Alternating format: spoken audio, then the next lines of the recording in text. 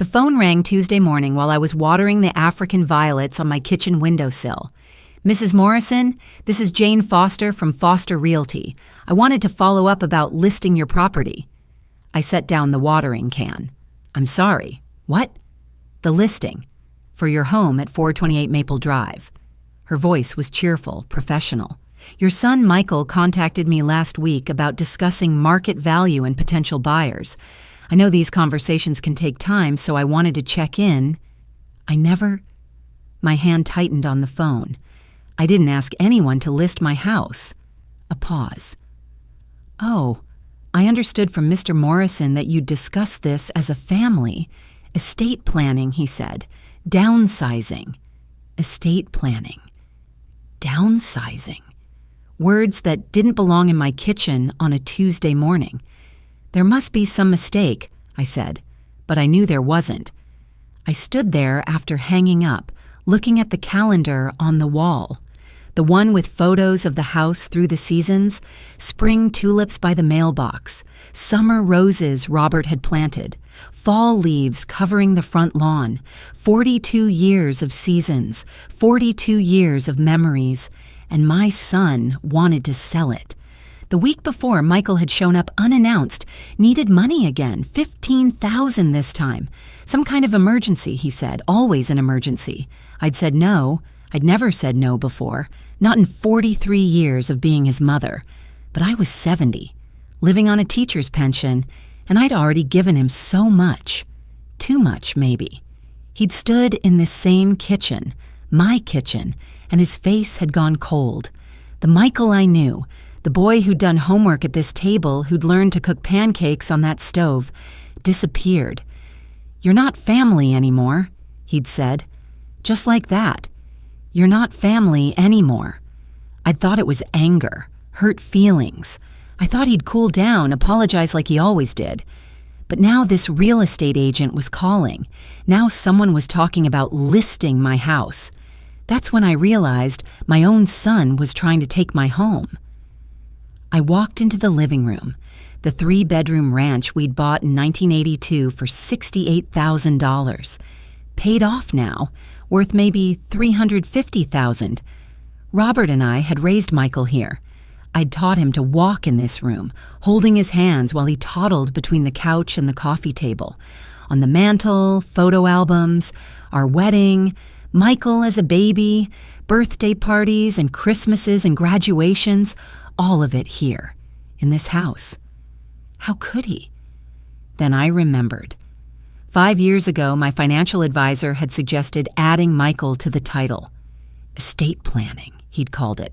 Avoid probate, make things easier when the time comes. Michael had been so helpful about it. Drove me to the lawyer's office himself, held my hand while I signed the papers. "It's just paperwork, Mom," he'd said. "You'll still live here. Nothing changes." I'd trusted him. I thought putting his name on the title would make things easier. I had no idea it would nearly cost me everything. I bought this house with my husband Robert in 1982. 3 bedrooms, 1.5 baths, a ranch-style home in a quiet Columbus suburb. We paid $68,000. It felt like a fortune then. Robert was an accountant. I taught 2nd grade at Maple Elementary. We'd saved for 5 years for the down payment. The kitchen window faces east. Morning light comes through those African violets I mentioned. Robert gave me the first one on our 10th anniversary. 30 years ago now. Some things stay. Some things leave. Robert died 6 years ago. Heart attack, midnight, in our bedroom. I held his hand. He said, "Take care of the house, Lynn. It's our legacy." Then he was gone. The house was paid off by then. Everything I had left of our life together, all in these walls. I watered the violets that Tuesday morning like I always did. Then the phone rang and everything shifted. Over 25 years, I gave Michael everything I had. $48,000 for State University, 4 years of tuition, room and board. I worked double shifts at the school's aftercare program to cover it. $35,000 for his first condo down payment, my entire retirement savings from teaching. $22,000 for his wedding to Ashley. Venue, catering, photographer, the works. $18,000 for a reliable Honda after graduation. Another $15,000 to bail out credit card debt. Twice. The math was simple. $138,000. I thought I was building his future. Turns out I was just enabling his entitlement. Michael wasn't always like this. He'd been a good kid. Straight A's in high school, polite, helped around the house, made the honor roll, went to college, became a financial advisor, seemed like he had it all figured out. But the divorce in 2021 revealed what none of us knew. He'd lost $80,000 in online poker. Started small, he said, sports betting with friends. Then it spiraled. Casino apps, late-night online games. Ashley found the statements and left. Took Emma, their 8-year-old daughter, my only grandchild. Michael blamed everyone but himself. Lost his financial advisor license after a client complaint. His whole life fell apart. I watched my son drown, and there was nothing I could do. Part of me wanted to save him. That's what mothers do, right? But you can't save someone from themselves. I was learning that lesson, maybe too late. The title transfer happened in July 2019.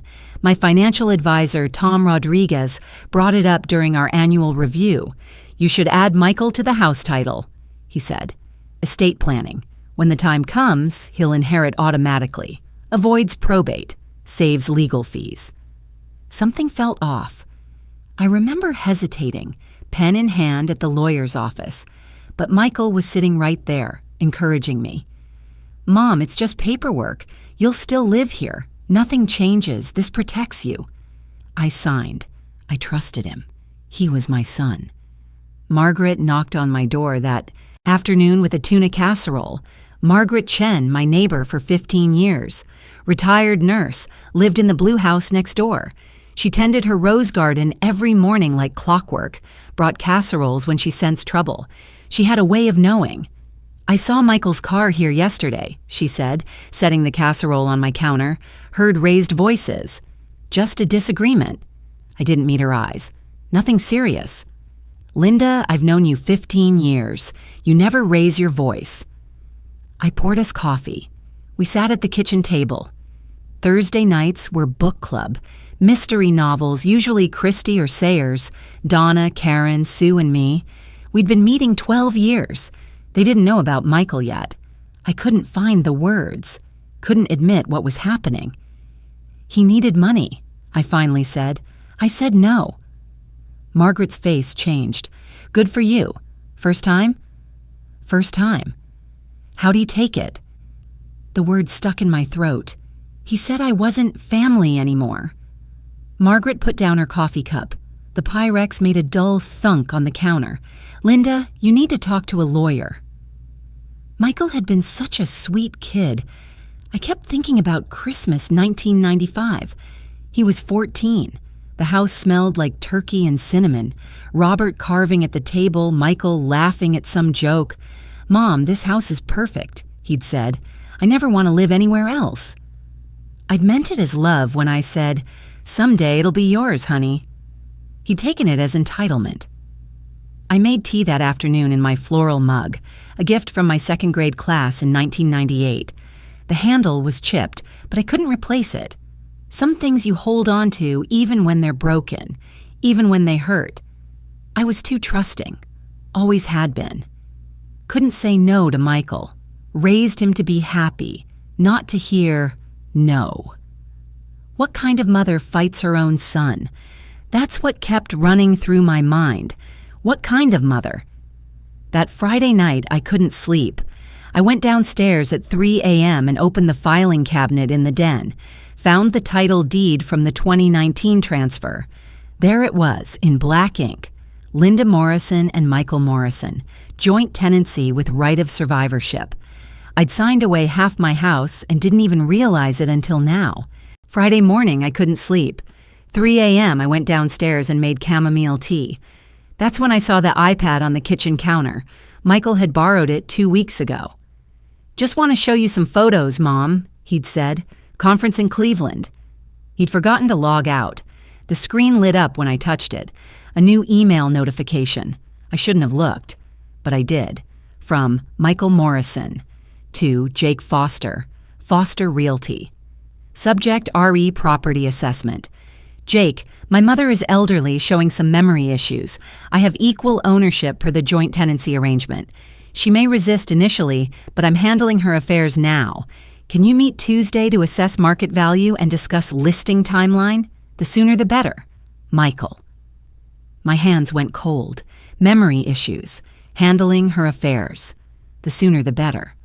I scrolled back, found another email, older.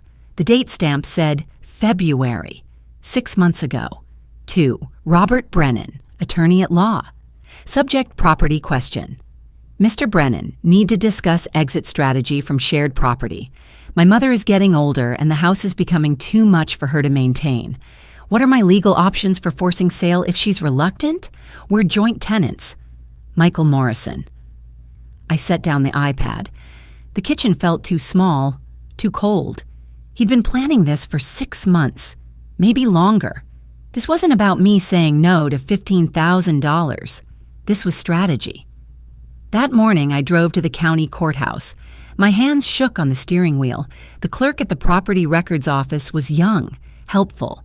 She pulled up 428 Maple Drive on her computer. There, she said, turning the screen toward me. Owners, Linda Morrison and Michael Morrison. Joint tenancy with right of survivorship. Date recorded, July 15, 2019. What does joint tenancy mean exactly? I asked. Equal owners. Both names have full rights to the property. She clicked through another screen. Either party can petition for partition sale if they can't agree.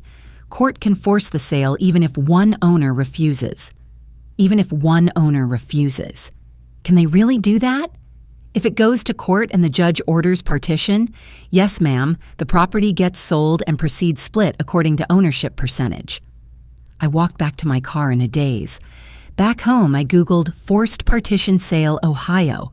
Page after page of law firm websites. Adult children forcing elderly parents out of family homes. Estate disputes, property battles. One article headline, When Co-Owners Disagree, Understanding Partition Actions. I read every word. Michael could file a lawsuit, could ask a judge to order the house sold. I'd get half the proceeds, maybe $175,000 after costs. Not enough to buy another house in this neighborhood. Not at my age, on my income. And where would I go? This house was my security, my independence, my life.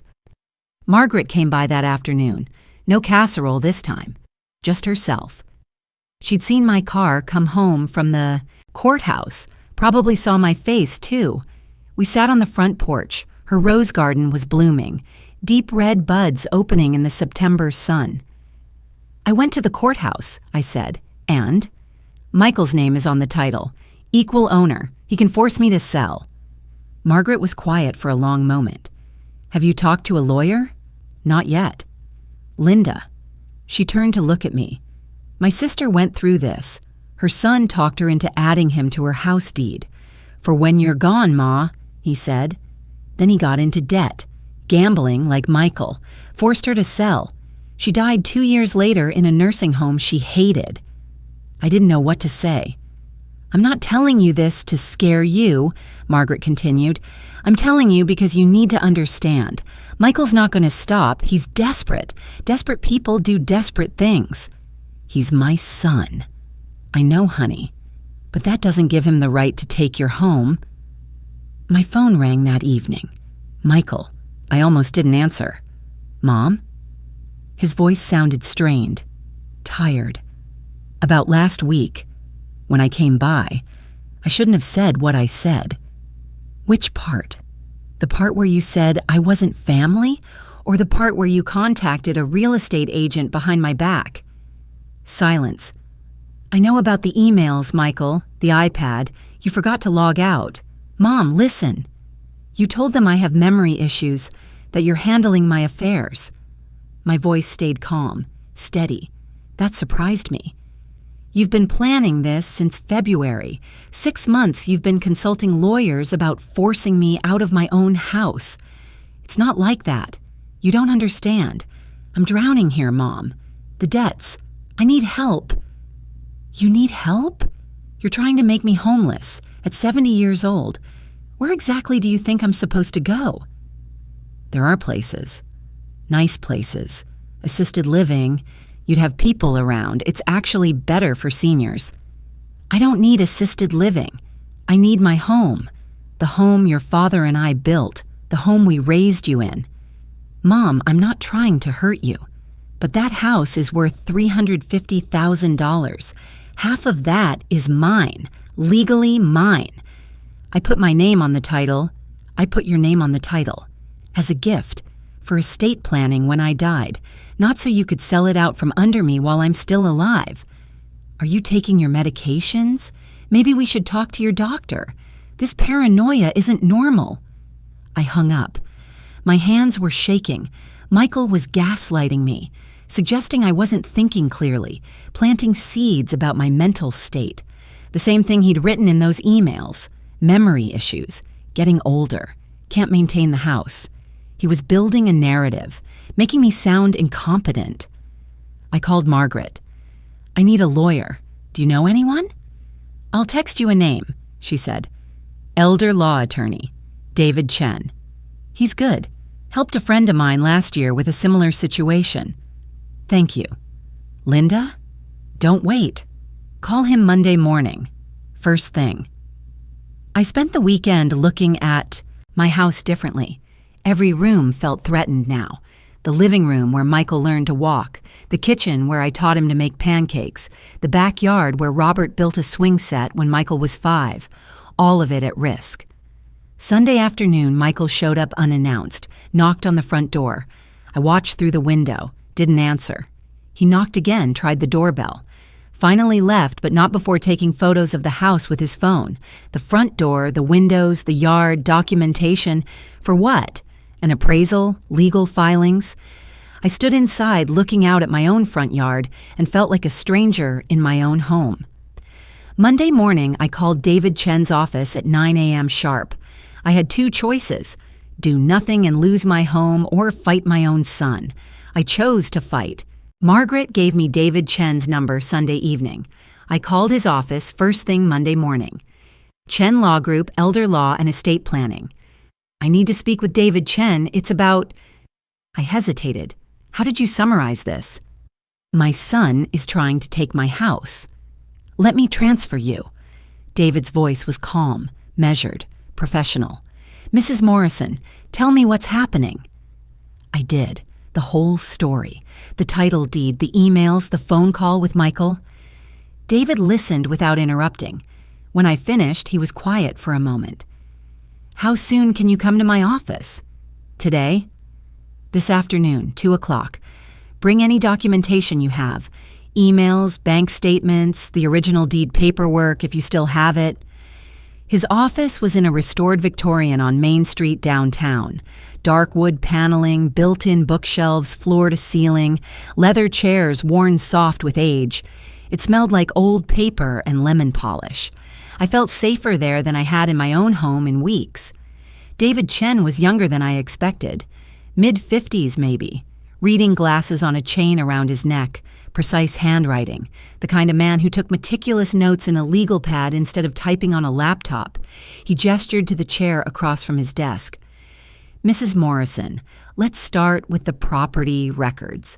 I pulled them this morning after our call." He turned his computer screen toward me. "I want you to see exactly what we're dealing with. The county clerk website, my address, 428 Maple Drive. And there, in the property records database, current owners Linda Morrison, Michael Morrison deed. Type joint tenancy with right of survivorship. Date recorded, July 15, 2019, purchase price. $0, intra-family transfer." David pulled up the actual deed document, PDF, several pages. I'd signed it. My signature right there on the bottom of page 3, next to Michael's. The notary's stamp. The lawyer's name. "Joint tenancy with right of survivorship," David said quietly. "Do you understand what that means?" The courthouse clerk said equal owners. More than that, It means either of you can force sale if you disagree. It also means if you die first, the property automatically transfers to Michael. No probate, no will, automatic. My hands started to shake. I set them flat on the armrests of the chair to steady them. The office felt too cold suddenly. David's voice sounded distant, like he was speaking through water. This wasn't estate planning, David continued. Estate planning would be adding him to your will or setting up a trust.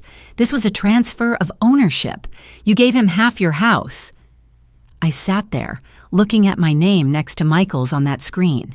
Linda Morrison and Michael Morrison. Equal. I'd trusted him completely, given him everything he asked for his entire life, and he'd been planning this for years. Can he really force me to sell? My voice sounded small. Yes, he can file what's called a partition action. Ask the court to order the sale.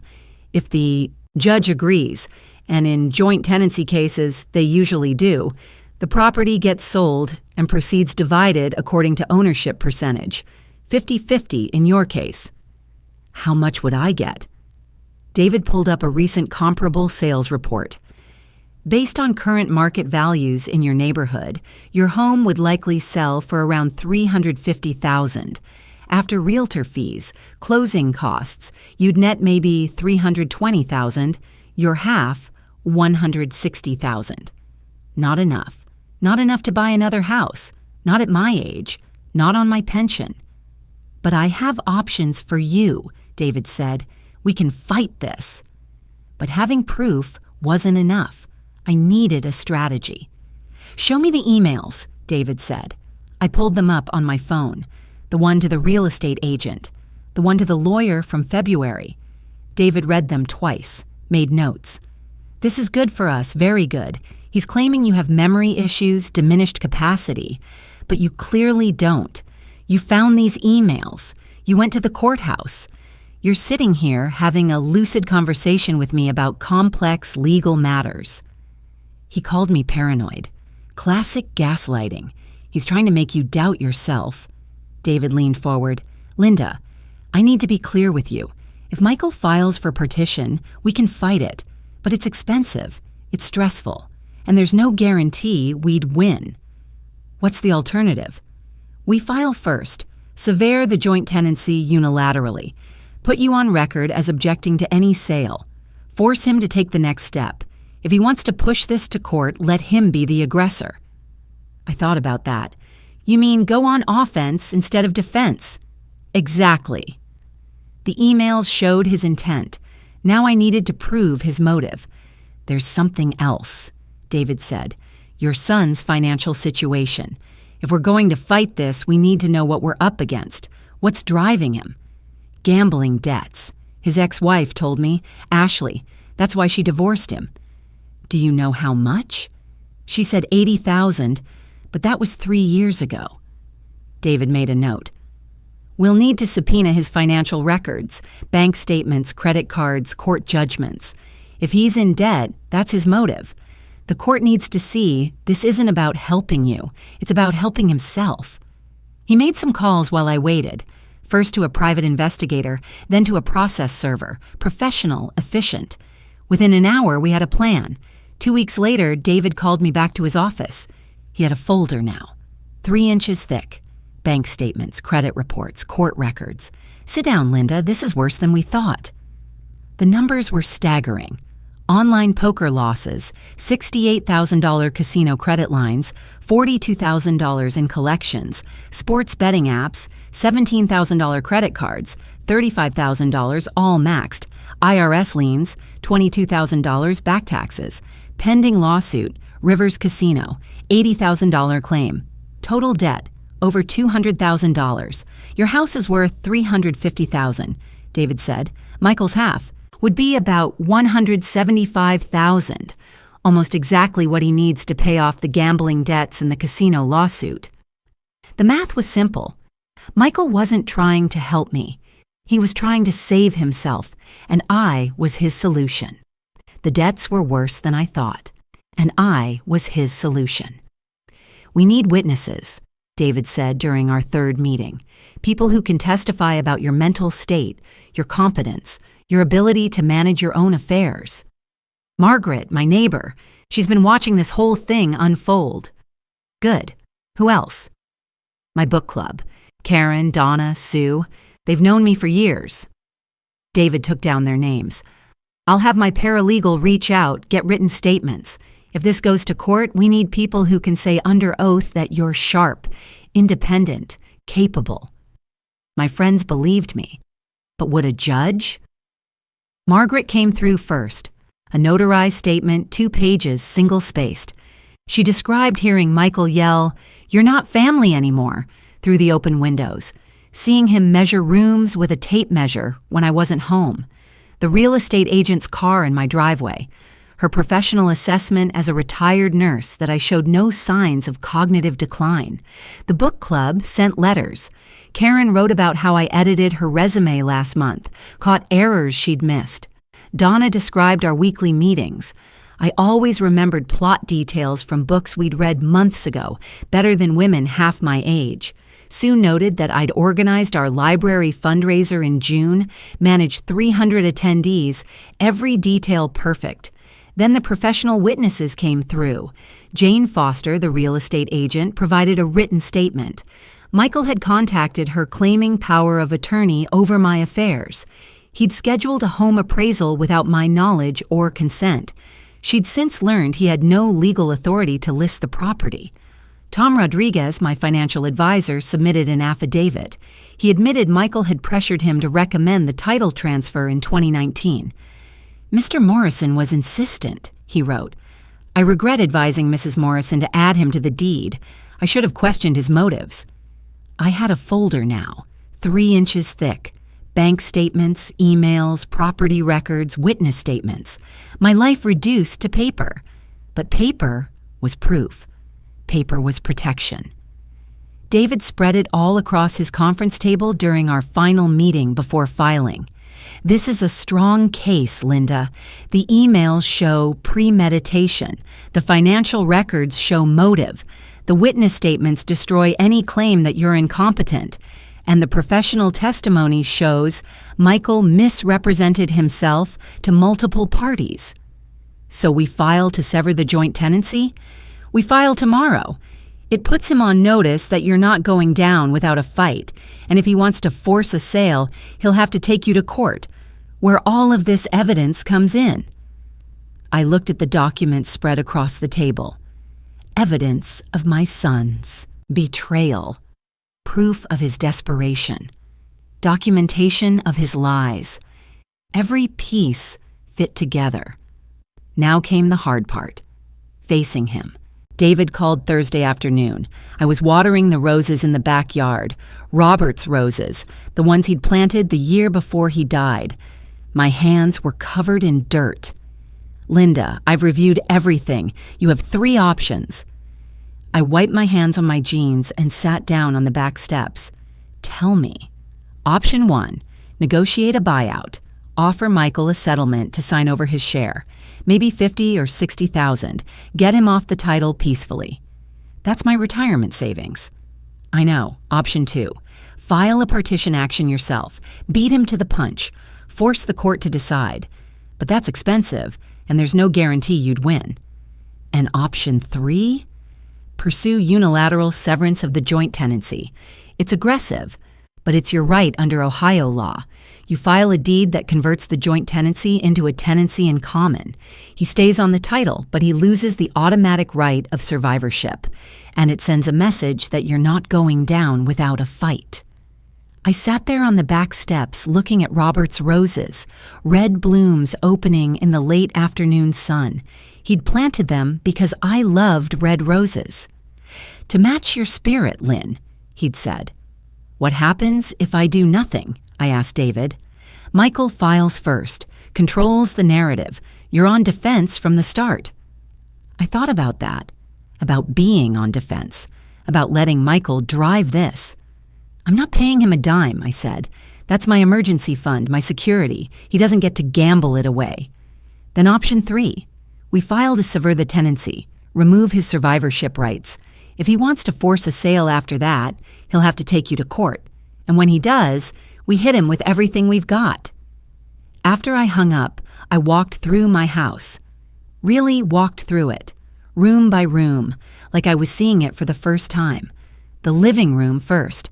Beige carpet, worn in spots where feet had walked the same paths for 42 years. The coffee table where Michael had pulled himself up to standing when he was 10 months old. Robert crouched on the floor, arms out, ready to catch him. "Come on, buddy, you can do it."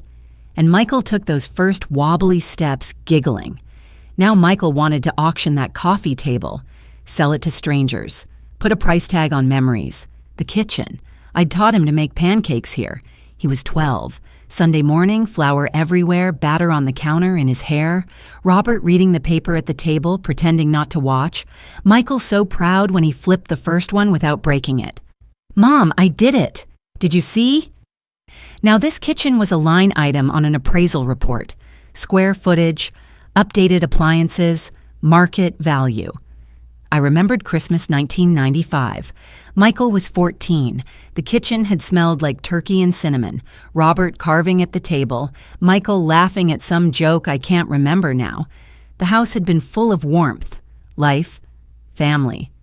"Mom, this house is perfect," Michael had said. "I never want to live anywhere else. Someday it'll be yours, honey." I'd meant it as love. He'd taken it as entitlement. The guest room. Emma's room back when she visited every weekend before the divorce. Her drawings still on the inside of the closet door. Crayon flowers and stick figure families. "That's you, Grandma. That's Grandpa in heaven. That's me." I hadn't seen her in 3 years. Michael's leverage. One more thing he'd taken from me. The master bedroom, where Robert died. 6 years ago this November. Heart attack just after midnight. I woke up to him gasping. Called 911, held his hand while we waited for the ambulance. "Take care of the house, Lynn. It's our legacy." Those were his last words. Take care of the house. I'd promised him. And now I was in danger of losing it. I stood in the doorway of that bedroom, looking at the bed where my husband died, the nightstand where he kept his reading glasses, the closet that still held 3 of his shirts I couldn't bring myself to donate. Robert had trusted me to protect what we built.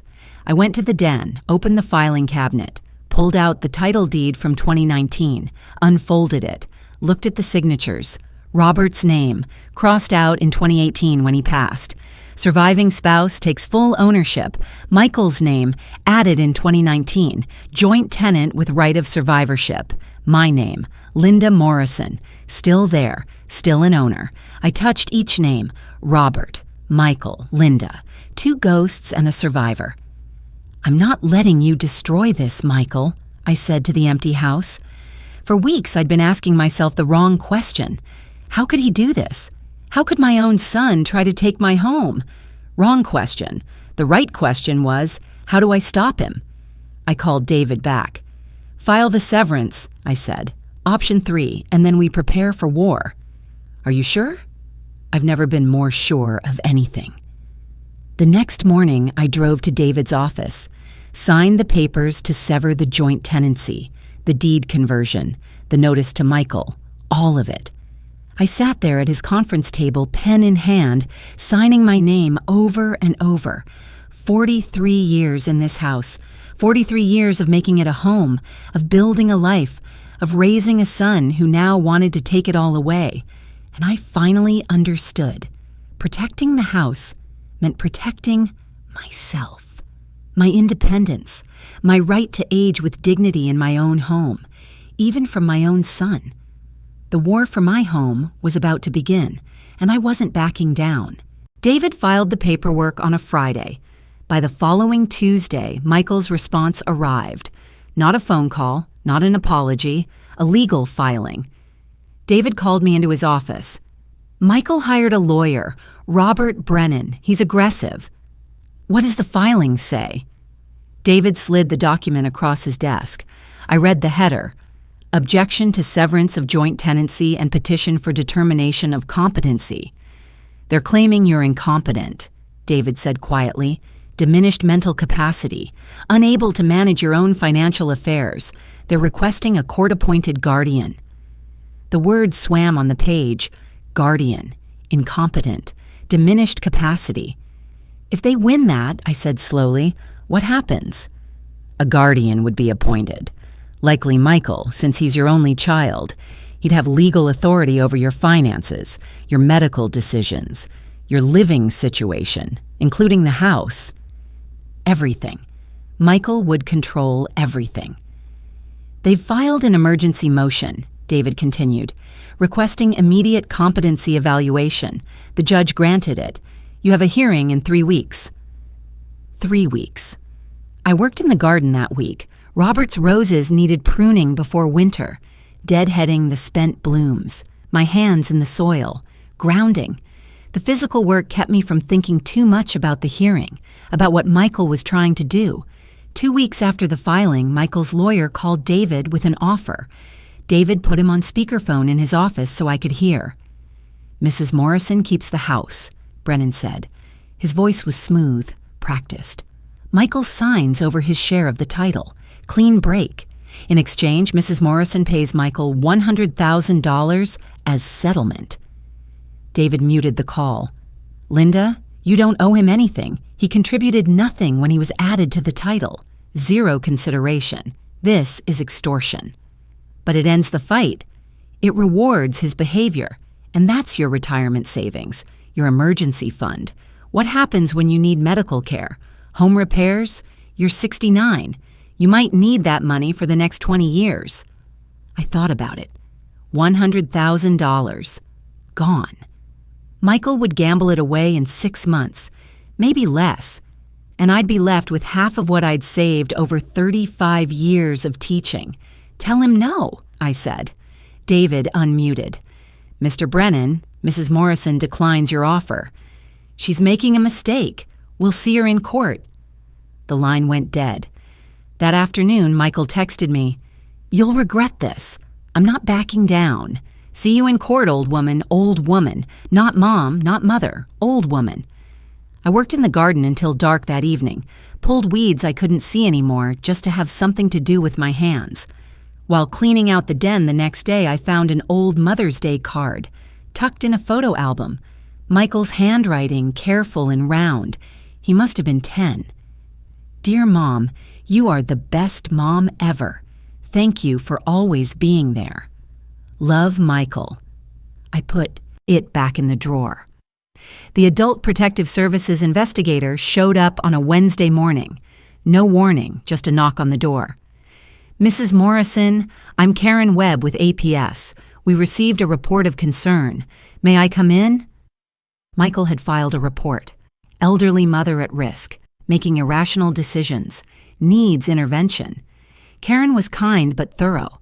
Walked through my house checking for safety hazards, looked at my medications, all organized in weekly pill boxes labeled, reviewed my bills, all paid, filed by month, asked about my daily routine, my social activities, my ability to manage money. Mrs. Morrison, I don't see any cause for concern here. Your home is clean and safe. You're clearly managing your medications and finances independently. I'll file my report saying no intervention needed. Thank you. However, she added gently, the report we received was from your son. That concerns me. Family exploitation is more common than people think. I'm aware. I have a lawyer. After she left, I sat at the kitchen table for an hour. Just sat there. The humiliation of it. Having a stranger walk through my house, checking if I could take care of myself, all because Michael had lied. Then, 3 a.m. 2 weeks before the hearing, someone pounded on my door. Michael. I looked through the window. He was drunk, swaying on my front porch, crying. I stood in my bathrobe on the other side of the locked door. The security camera David had recommended was recording. Mom, please, I'm so sorry. I didn't open the door. Mom, I can't do this anymore. I'm drowning. Please, let me in. Michael, go home. Just let me explain. I'll drop the lawsuit. I promise. I just need help. $50,000, one last time. I'll sign over the title, I swear. My heart broke. He was my son, my baby, standing on my porch at 3 a.m, drunk and desperate. Part of me wanted to open that door, wanted to help him, that maternal instinct 35 years deep, pulling at me. But then I saw his eyes, scanning past me into the house, looking at the entry table, at my purse, at the iPad, calculating. The desperation was real, but so was the manipulation. "Michael," I said through the door, "you need treatment, not money. There are programs, Gamblers Anonymous. The VA has resources. Let me help you find—" "I don't need rehab." His voice changed, cold, sober. "I need 50 grand. That's your problem, Mom. You never help when it actually matters. I can't give you money to gamble away." He straightened up. The drunk stumble disappeared. He'd been performing. "Then you're on your own, old woman." He left. The car door slammed so hard my china cabinet rattled inside. I didn't sleep the rest of that night. The hearing was in 2 weeks. Michael's lawyer claimed I was incompetent. They'd requested a court-ordered competency evaluation. If the judge agreed, I'd have to submit to a formal assessment. And if Michael's lawyer could convince the judge I couldn't manage my own affairs, a guardian would be appointed. Everything depended on that evaluation. The certified letter arrived on a Wednesday. Court hearing scheduled for November 18th. Competency evaluation ordered by Judge Franklin. I had 2 weeks to prepare, 2 weeks to prove I was capable of managing my own life, my own home. I called David. My hands shook, holding the phone. What if the judge believes him?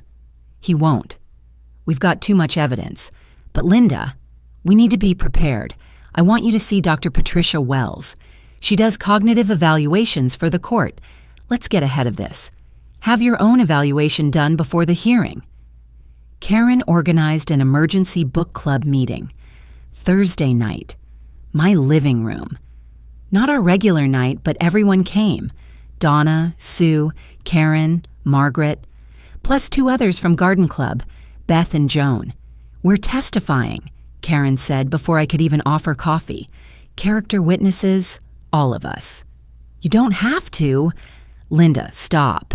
Donna smiled. She taught middle school English, had no patience for nonsense. "You edited my resume last month, caught 3 typos I missed. You balance my checkbook better than I do. Michael's claims are ridiculous." Sue pulled out a folder. "I've known you 17 years. You organized our entire library fundraiser in May. 300 attendees, silent auction, catered dinner. Every detail perfect. 0 mistakes. You think someone with diminished capacity could pull that off?" Karen set her laptop on my coffee table. "Last book club, you remembered plot points from a Christie novel we read 6 months ago. I couldn't remember what happened last chapter." Margaret sat beside me on the couch. "I'm a registered nurse. I worked with dementia patients for 40 years. You're sharper than most 40-year-olds. They surrounded me. My friends. My community. "We're writing statements," Karen said. "Notarized. David said he probably won't need to call all of us to testify. Written statements should be enough, but we're ready if he does." "Michael's lawyer can't cross-examine paper," Beth added, "and paper doesn't get nervous." After they left, I sat in my quiet living room, 7 casserole dishes stacked on the counter, tuna, chicken, lasagna, shepherd's pie, more food than I could eat in a week. But it wasn't about the food. I wasn't alone. That realization settled in my chest, warm and solid. For weeks I'd felt isolated, attacked, besieged in my own home. But I had people, friends who believed me, who saw through Michael's lies. The competency evaluation was scheduled for the following Tuesday. Dr. Patricia Wells, a neuropsychologist David recommended. Her office was in a medical building near the hospital. She was younger than I expected, maybe 45. Kind eyes. Professional, but warm. "Mrs. Morrison, I'm going to administer something called the Mini Mental State Examination. It's a standard cognitive assessment. 30 questions. Will test memory, attention, language, and visual spatial skills. Just answer as best you can. There's no pass or fail." Except there was. Everything depended on this. The questions started simple. What's today's date? What season is it? Where are we right now? Then harder. Remember these 3 words. Spell world backwards. Copy this drawing. I focused, stayed calm, answered each question carefully. At the end, Dr. Wells scored my test while I waited. 30 out of 30, she said finally. Perfect score. I exhaled. Hadn't realized I'd been holding my breath. Mrs. Morrison, you have excellent cognitive function. Memory, reasoning, executive function, all within normal range. Above normal, actually. You're in the top 10% for your age group. So I'm not incompetent. You're nowhere near incompetent. Whoever made that claim is either mistaken or lying. Margaret brought coffee every morning that week. We didn't talk about the hearing, just sat on my front porch, watching the sunrise. She didn't ask if I was okay. She didn't need to. Being there was enough. The hearing was in 5 days, and I'd never been more ready. The mediation was scheduled for November 18th at the county courthouse. Conference room 3B, 9 a.m. I wore my navy blazer, the one I'd worn to parent-teacher conferences for 35 years. Professional, capable, not a woman with diminished capacity. David met me in the hallway outside the room. Remember, this is mediation, not a trial. Judge Reeves is a retired family court judge. She'll hear both sides and try to facilitate a resolution, but she has the authority to make recommendations to the court if we can't settle. I understand. Linda. He touched my arm. You're going to be okay. We have everything we need.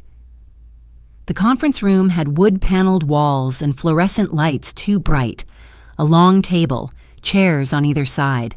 Judge Patricia Reeves sat at the head, a woman in her 60s, silver hair pulled back, reading glasses, an air of someone who'd seen every family dispute imaginable and had patience for none of it. Michael was already seated on the far side with his lawyer, Robert Brennan.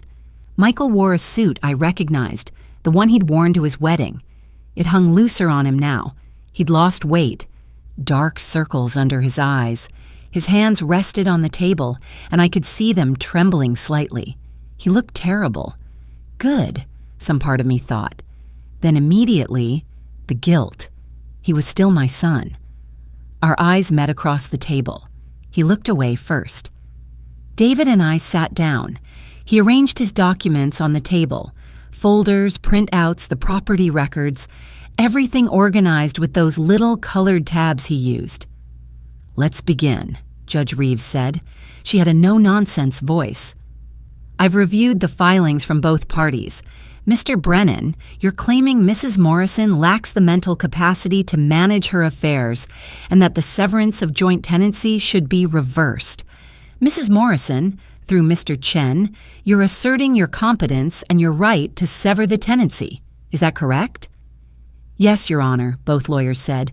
Mr. Brennan, present your case. Brennan stood, smooth, practiced. Your Honor, Mrs. Morrison is 69 years old.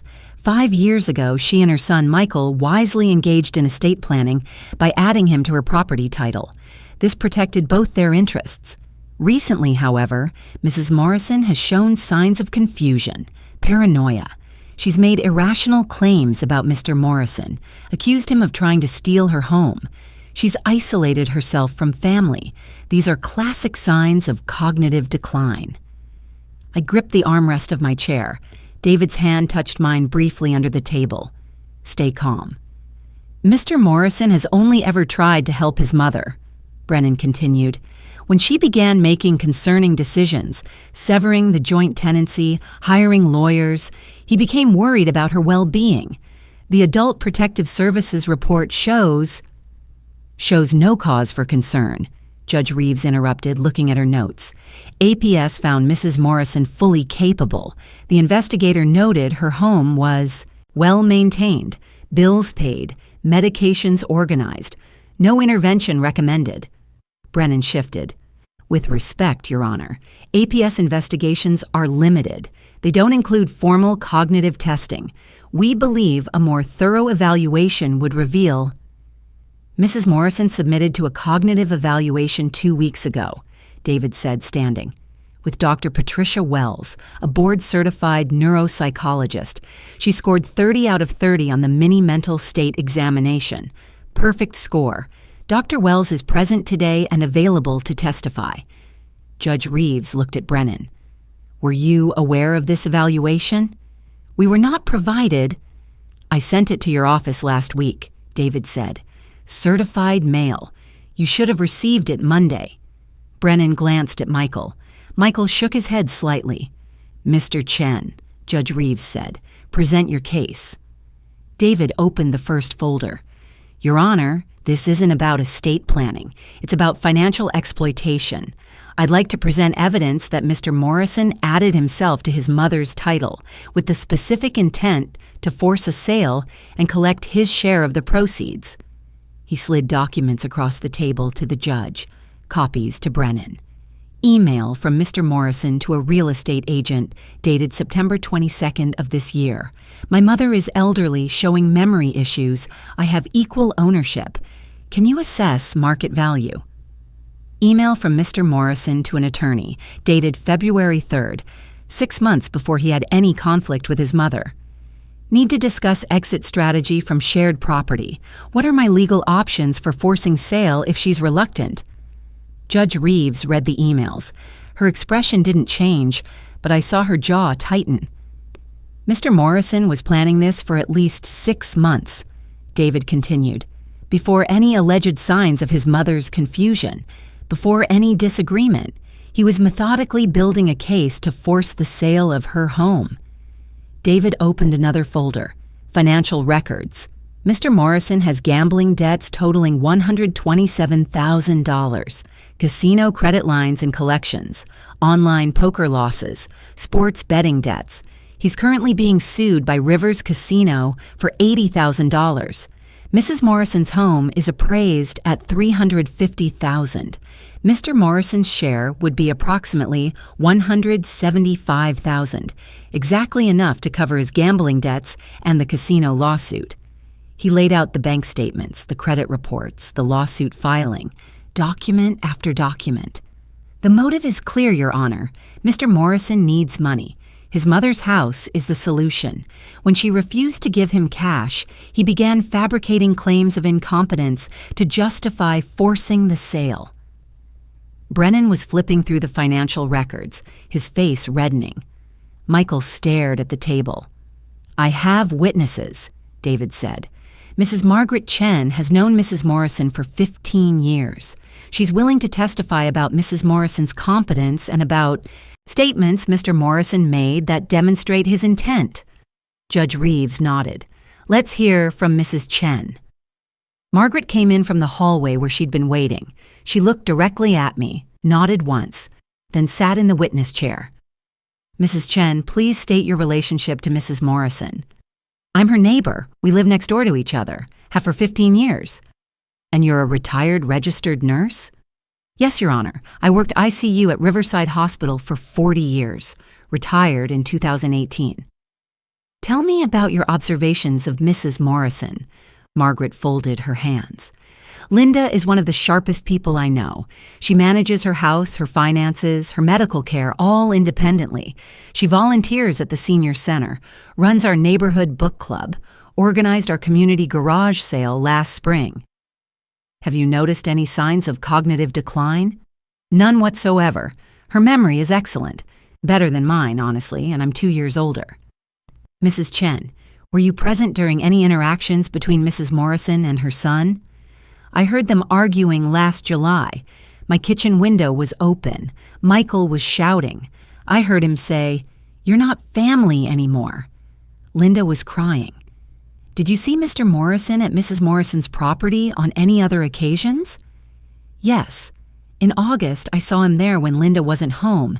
He was measuring rooms with a tape measure, taking photos. A few days later, a real estate agent showed up. Linda didn't know anything about it. Brennan stood. Objection. Mrs. Chen, you're Mrs. Morrison's friend. You have clear bias in this situation. Margaret turned to him. I've spent 40 years assessing patients' cognitive function. I know the signs of dementia, confusion, impaired judgment. Linda shows none of them. What she shows is stress, because her son is trying to take her home. "Thank you, Mrs. Chen," Judge Reeves said. Margaret left. David called the next witness, Dr. Patricia Wells. Dr. Wells came in, took the oath, sat down, professional, composed.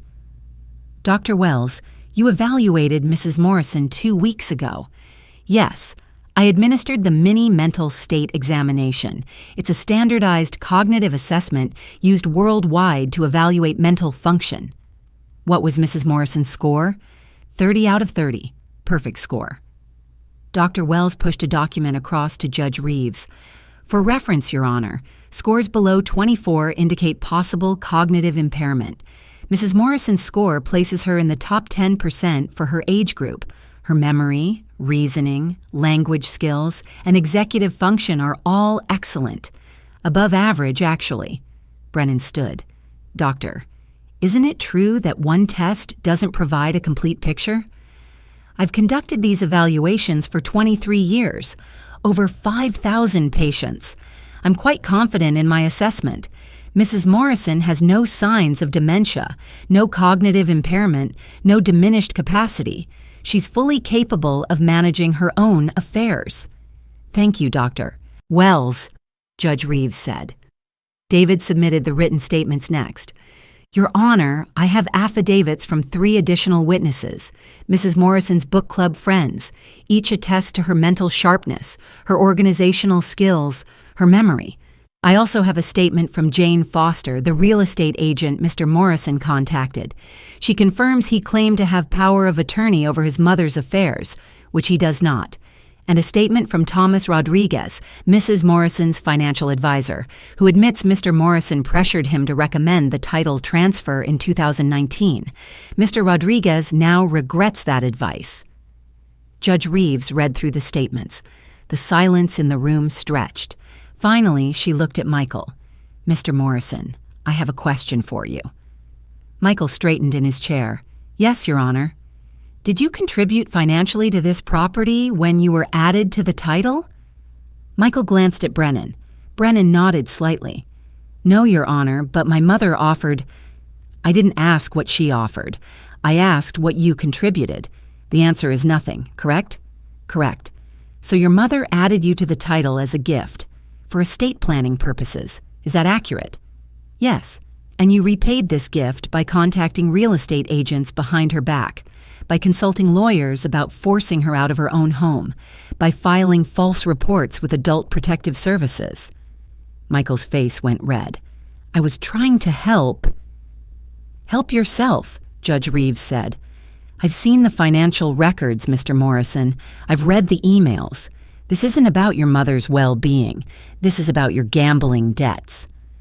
Michael's lawyer put a hand on his arm, but Michael pushed it away.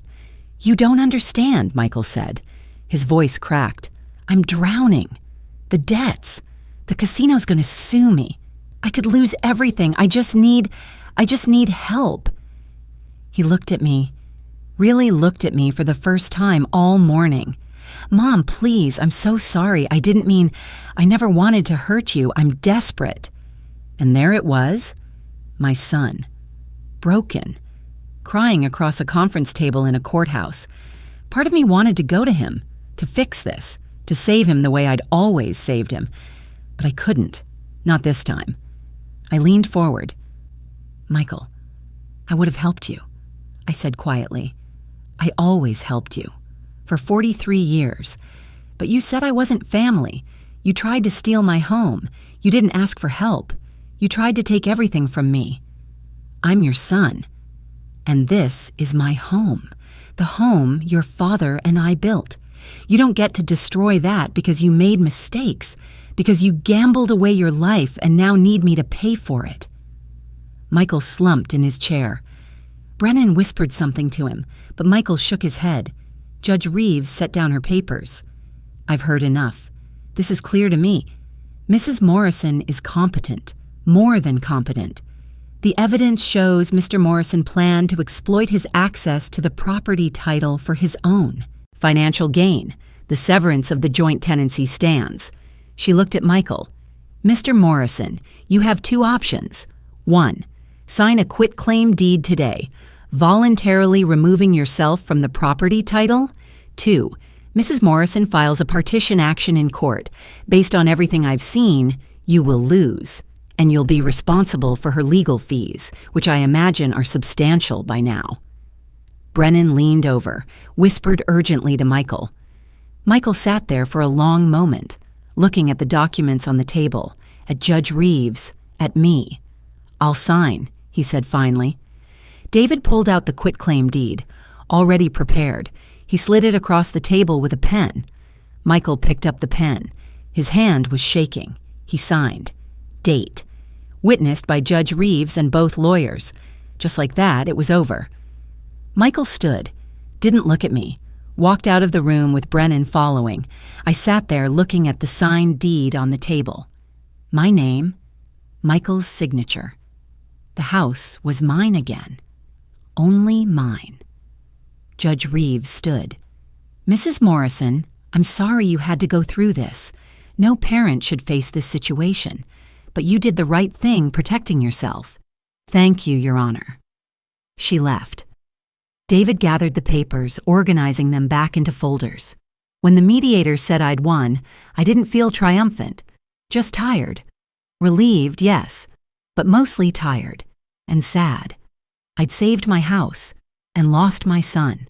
The house title was recorded at the county clerk's office 3 days after the mediation.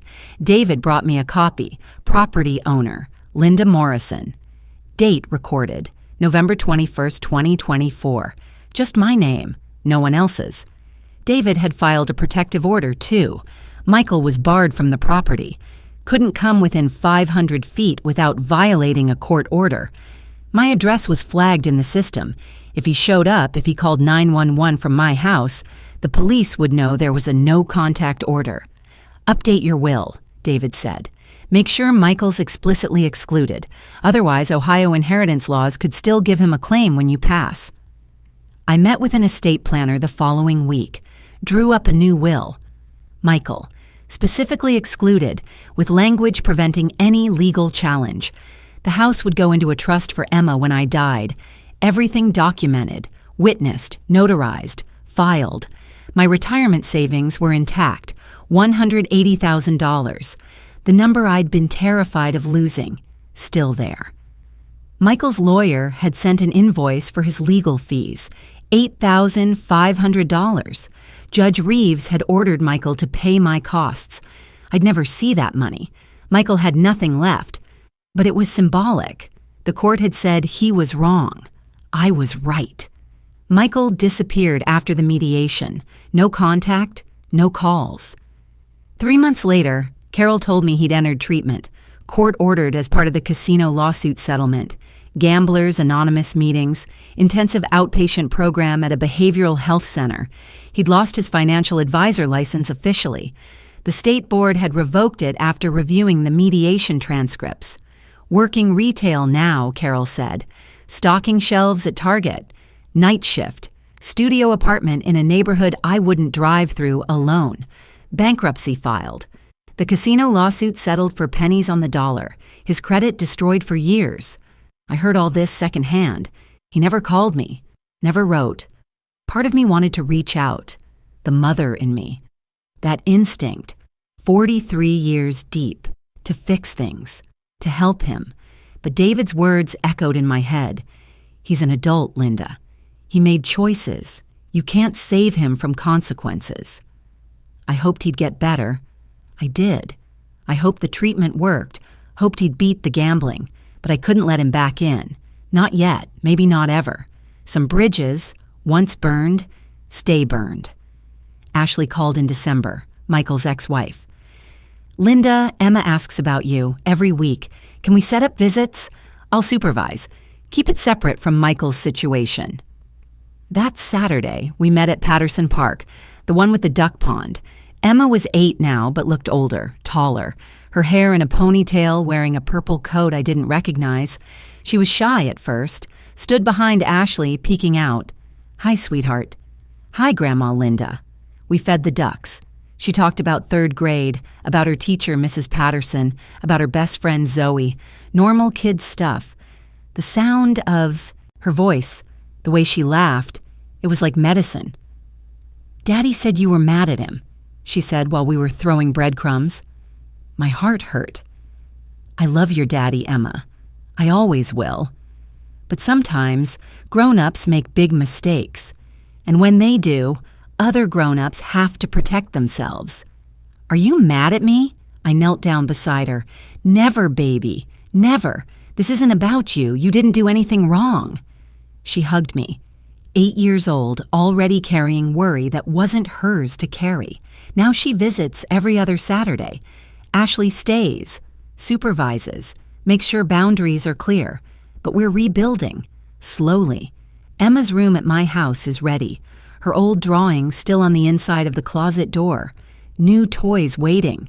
Carol apologized 2 weeks after the mediation, called me crying. "Linda, I was wrong. I didn't know how bad it was. The gambling, the debts, what he tried to do to you, you did what you had to do." "I needed you to believe me, Carol, when it was happening, not after." "I know." Her voice broke.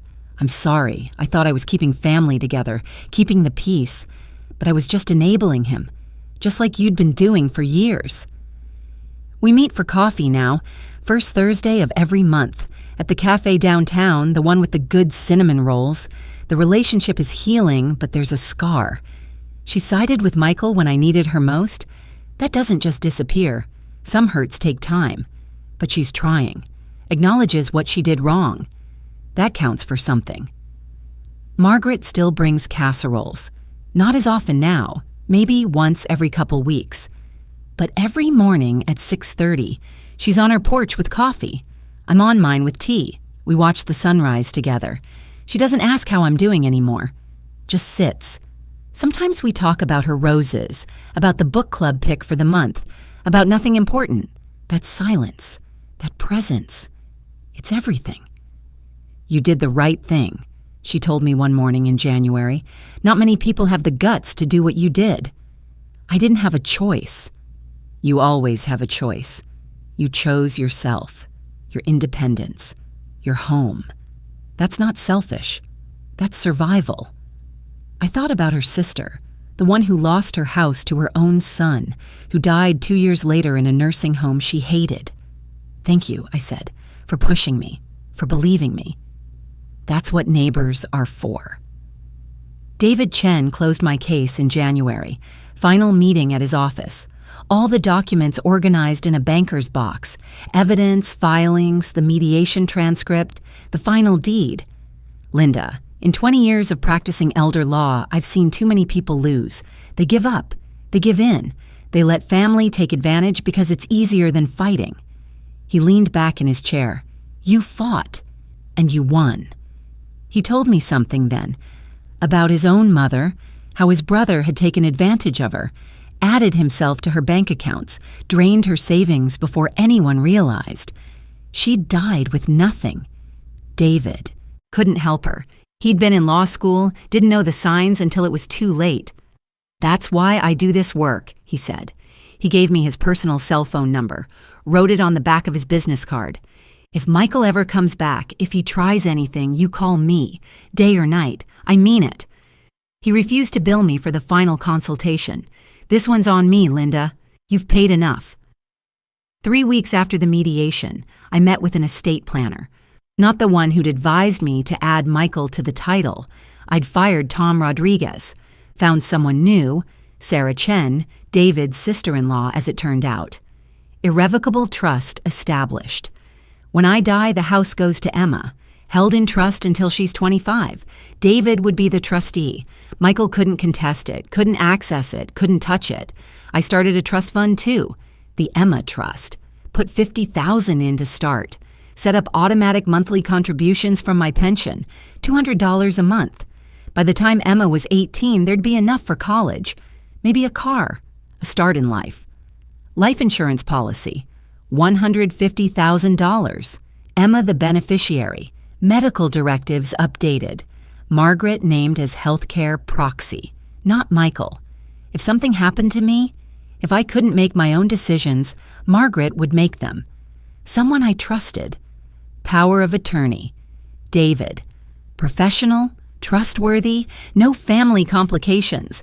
Everything documented, everything protected. The estate planner walked me through every page. Ms. Morrison, this is ironclad. No one can take advantage of you again. I signed my name on each document. Over and over. Linda Morrison, Linda Morrison, Linda Morrison. Emma shouldn't suffer for her father's mistakes. The house would stay in the family, protected. Robert would approve. I wrote a letter to Michael. Never sent it. My therapist, Dr. Sarah Kim, I'd started seeing her in October, suggested it might help. Processing, she called it. Dear Michael, I don't know if you'll ever understand what you tried to do to me. This house isn't just property. It's 42 years of memories. It's where your father died, where I planned to grow old. You said I wasn't family. Maybe you're right. Maybe family doesn't try to steal from each other. Maybe family doesn't call their mother incompetent. I wanted to leave you this house someday, but I need to live in it first, on my terms. I hope you get help. I hope you beat the gambling. I hope someday we can talk again. But for now, I need to protect myself. Even from you. I still love you. I just can't trust you. Mom. I keep it in my journal. Someday, maybe I'll send it. Maybe I'll give it to Emma when she's older. Or maybe it's just for me. A way of saying the things I couldn't say in that courthouse conference room. The first night after the mediation, I slept through until morning. No 3 a.m. panic, no checking locks, no lying awake wondering if I'd lose everything. Just sleep. Real sleep. 8 hours. Straight. I reorganized the photo albums in February. Couldn't throw away Michael's pictures. He's still my son, still Emma's father. But I moved them. Created a separate album. His childhood, his wedding, the photos of him with Emma as a baby, all in one place, not erased, just contained. The album's on the mantle now, Robert and me. Emma, the house through the years, my students, 3 decades of second graders smiling at field days and holiday concerts. A new memory now, not erasing the past, just making room for the future. Margaret and I planted a tree in the backyard in March, a Japanese maple. Small now, just a sapling. But it would grow. What's it for? She asked while we were tamping down the soil.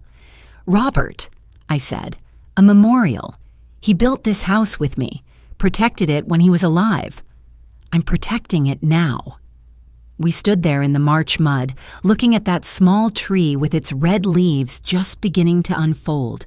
This house would stand, and so would I. Oh, 6 months after the mediation, I'm still here. Still in my house at 428 Maple Drive, the 3-bedroom ranch Robert and I bought in 1982, the kitchen where I taught Michael to make pancakes, the living room where he took his first steps, the backyard where Robert planted roses. It's mine now. Only mine. The title's in a safe deposit box at First National Bank. I check it sometimes just to see my name. Linda Morrison. No one else. The morning routine hasn't changed much. I still water the African violets on the kitchen windowsill at 7 a.m. Still make tea in my chipped floral mug. Still work in the garden when the weather's nice. Margaret still brings coffee to her porch at 6:30. I bring my tea to mine. We watch the sunrise. Some mornings we talk. Some mornings we don't. Both are fine. Book club still meets Thursdays. We just finished an Agatha Christie, Murder on the Orient Express, for the 3rd time. Karen insists we read it every few years. It's a classic, she says. I don't mind. Some stories get better with rereading. Garden club meets Tuesdays. We're planning the spring planting for the community gardens. I'm on the committee. Treasurer, actually. They nominated me in February, said I was good with numbers, organized, trustworthy. I accepted. Wednesdays, I meet Carol for coffee. First Thursday of the month, actually. We moved it because Thursdays are book club. The relationship is better. Not the same as before, but better. She asks about Emma, about the house, about my life. Doesn't mention Michael unless I do first. That's the boundary we've found. Emma visits every other Saturday. Last weekend, she helped me bake cookies. Chocolate chip, Robert's recipe. She got flour everywhere, just like her father used to. We hung her new drawings on the refrigerator. stick figures with big smiles. "That's you, Grandma, that's me, that's Grandpa Robert watching from heaven." Some nights I look at her drawings and think about Michael, wonder where he is, how he's doing, if the treatment's working, if he thinks about me, if he regrets what he did. I don't have answers. Maybe I never will. I started seeing Dr. Sarah Kim in October, once a week, Tuesdays at 3. She calls it processing. I call it talking to someone who doesn't judge, about the guilt, about being a mother who had to choose between her son and her home, about still loving someone you can't trust. "You did the right thing," she tells me. Some days I believe her. Once a month, I volunteer at the Riverside Senior Center, not formal advocacy, just sharing my story, informal talks. Protecting yourself from financial exploitation. 20 or 30 people show up, gray hair, worried faces, stories that sound like mine. My daughter wants me to add her to my bank account. My son says I'm too old to manage my own money. My grandson needs help just this once. I tell them what happened to me, the edited version, the lessons. I give them David Chen's card. Tell them, get legal advice first. Protect yourself before it's too late. If my experience helps one person, it's worth it. Last month, I updated my estate plan. Again, Emma's trust is fully funded now. The house is protected. My will is ironclad. Medical directives clear. Power of attorney assigned. Margaret has my healthcare proxy. David has legal authority if I'm ever incapacitated. Everything documented. Michael is specifically excluded. Legal language that prevents any challenge. The house will go to Emma when I die. She'll be 25 then, old enough to understand what it means, what it cost. Not just in money, but in family, in relationships that broke and couldn't be fixed. I hope she'll keep it. Hope she'll remember the good years here. The Christmases, the birthday parties, the Sunday dinners with Robert carving turkey at the head of the table. Hope she'll understand why I fought so hard. But if she doesn't want it, if it's too much history, too much hurt, I won't blame her. It's hers to decide. That's what inheritance should be. A gift, not a burden. I planted that Japanese maple in March. For Robert, it's growing. Slowly. The leaves turn brilliant red in fall. Margaret helped me choose the spot, visible from the kitchen window, so I can see it while I'm making tea.